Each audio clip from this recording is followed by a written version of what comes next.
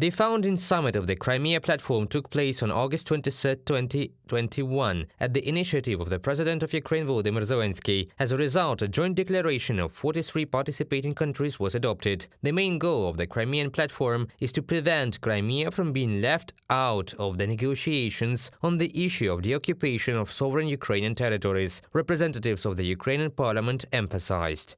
Today, we are substantively discussing the future, ways and tools not only of the occupation, but also of the processes that will take place there after we de facto control the peninsula again. Arsenij Pushkarenko, Deputy Chairman of the Verkhovna Rada of Ukraine Committee on Foreign Policy and Interparliamentary Cooperation, on the air of the Ukrainian National Marathon.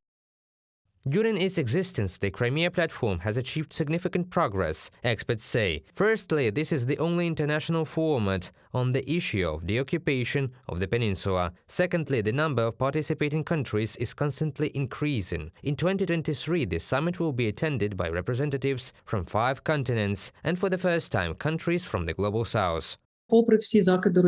Despite all reproaches of Russia, despite all attempts to put pressure on countries, blackmail, propaganda of the Russian Federation, support does not change and only increases in many countries. The Crimea Platform raises a number of important issues. Among them are security, the release of political prisoners, the issues of reintegration of the peninsula. According to human rights activists within the framework of the Crimea Platform in Prague, the agenda includes collecting evidence of crimes committed by the Russian Federation in Crimea until February 24, 2022. Afterwards, it is intended to transfer them to the International Criminal Court in The Hague. According to human rights organizations, Russia is illegally holding 181 political prisoners in Crimea. For us, as human rights activists, this is certainly a platform to talk and look for mechanisms for the release of political prisoners. And today, in Prague, one of the central topics is the release of civilian hostages, both Crimean political prisoners who have been behind bars since 2014 and civilians who were kidnapped. Security is also on the agenda. According to the chairman of the Verkhovna Rada of Ukraine, Ruslan Stefanchuk, we are talking about military assistance, in particular air defense, energy support, issues related to the provision of Ukraine with medium and long-range missiles. Also at the summit, the questions regarding the peace formula, compensation mechanisms, and also the restoration of Ukraine are raised.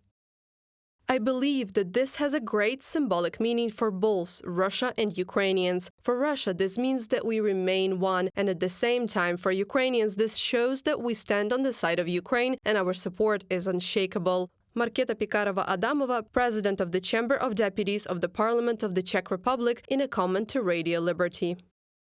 The chair of the European Integration Committee of the Georgian Parliament, Maka Bochorishvili, said that the country's legislative delegation had arrived in Prague to express Tbilisi's support for Ukraine. This platform was created to support Ukraine, and Georgia's participation in it once again confirms Tbilisi's support for the Ukrainian people and the country's sovereignty and territorial integrity. Maka Bochorishvili, the chair of the European Integration Committee of the Georgian Parliament, in a comment to agenda.ge.